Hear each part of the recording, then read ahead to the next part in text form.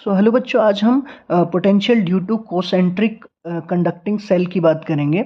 मान लीजिए हमारे पास इस तरीके से तीन सेल हैं, कंडक्टिंग सेल हैं, जो कि तीनों का सेंटर कॉमन है। ठीक है, ये इस तरीके से हमारे पास तीन सेल हो रहे हैं और मुझे इन तीनों सेलों का डियर स्टूडेंट पोटेंशियल निकालना है।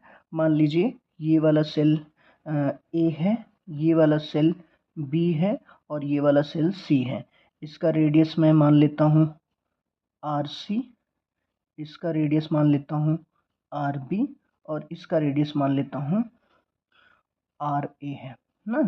तो अगर मैं बात करूं, मान लीजिए पहले मुझे potential due to cell one यानी कि सेल ए के लिए चाहिए, तो मैं वी ए लिखूंगा। वी ए क्या लिखूंगा डियर स्टूडेंट, देखिए वो होगा, सीधी सी बात है कि यहाँ पे कोई चार्ज होगा तो मैं इसको लिखूंगा ऐसे, मान लीजिए 1/4 पाई एप्सिलॉन नॉट को मैं के कंसिडर कर ले रहा हूँ डियर स्टूडेंट।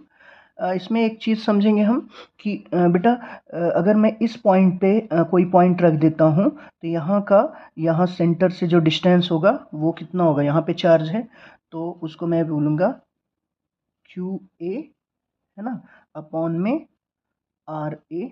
ठीक है, अगर मान लीजिए इस ही पॉइंट पे हमें लेना है तो इसके लिए अगर मुझे यहाँ का चार्ज लेना हो क्यू बी, तो ये क्यू बी भी आउटर पे ही आएगा, क्यू बी बाई आर ए। और अगर मुझे सी का लेना हो बेटा तो इसको भी हम लिखेंगे क्यू सी बाई आर ए। यानी कि कोई भी चार्ज जिस मान लीजिए आउटर सेल पे लेंगे तो इसके अंदर, इस सेल के अंदर जितने भी चार्ज होंगे सबका डिस्टेंस हम पॉइंट ए से ही काउंट करेंगे बेटा। इसी तरीके से अगर मान लीजिए बी का अगर निकालना हो बेटा, बी सेल का, तो हम लिखेंगे के ब्रैकेट में, यहाँ पे लिखेंगे यहाँ का चार्ज अगर इस पे इस का लें तो क्यू ए बाई आर ए हो जाएगा ना, आर ए, क्योंकि ये सेल के बाहर है।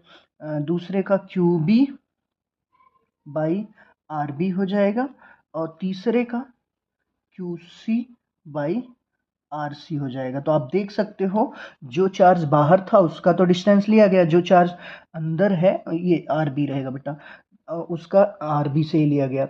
अगर मैं तीसरे की बात करूं वी सी का बेटा, तो वो हो जाएगा के Q A by R A plus Q B by R B plus Q C by R C बेटा। ठीक है, ओके, थैंक यू बेटा।